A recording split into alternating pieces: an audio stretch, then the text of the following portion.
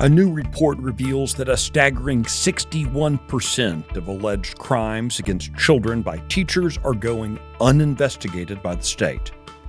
This is Monday, December 16th, 2024.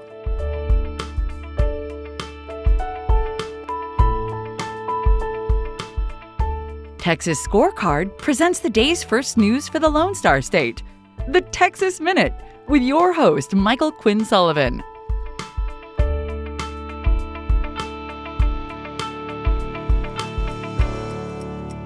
Welcome into Monday. Thanks for kicking off your week with the Texas Minute.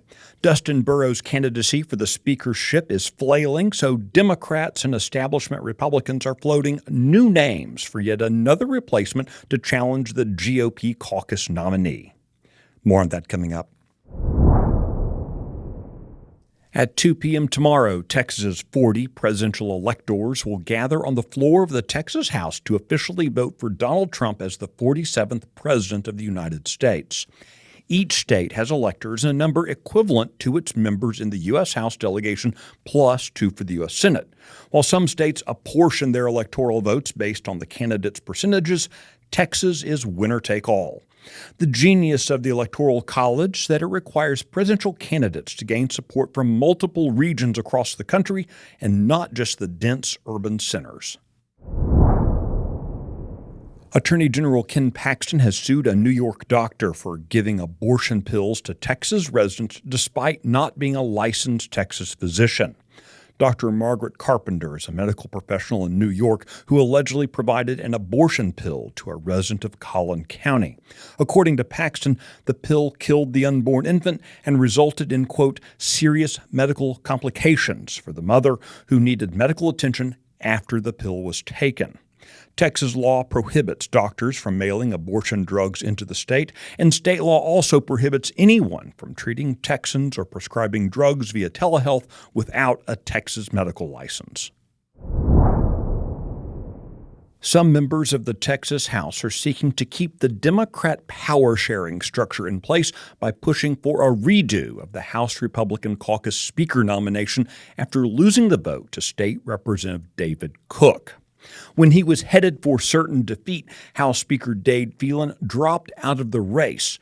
Cook then bested State Representative Dustin Burrows in the caucus vote. Shortly after that, though, Burrows announced he was still running with support from a large swath of Democrats and a minority of Republicans. Over the last week, Governor Greg Abbott, Lieutenant Governor Dan Patrick, Attorney General Ken Paxton, Ag Commissioner Sid Miller, and even Donald Trump Jr. have all supported backing the Republican caucus vote. With Burrows' candidacy flailing, the Democrat appeasement wing of the GOP is looking for a replacement. Sources say the 3 names most often mentioned as potential replacement candidates for Burrows are Ryan Guillen of Rio Grande City, Greg Bonin of Friendswood, and Todd Hunter of Corpus Christi. According to Capitol sources, all 3 members are refusing to support the Republican nominee for Speaker, and all are seeking Democrat backing for their potential bids. It's worth noting here that Guillen and Hunter were both originally elected to the Texas House as Democrats before switching parties. The Texas Minute will be right back. Why get your news from people who don't share your values? Get news stories from Texas Scorecard. We provide real news for real Texans. Go to TexasScorecard.com today.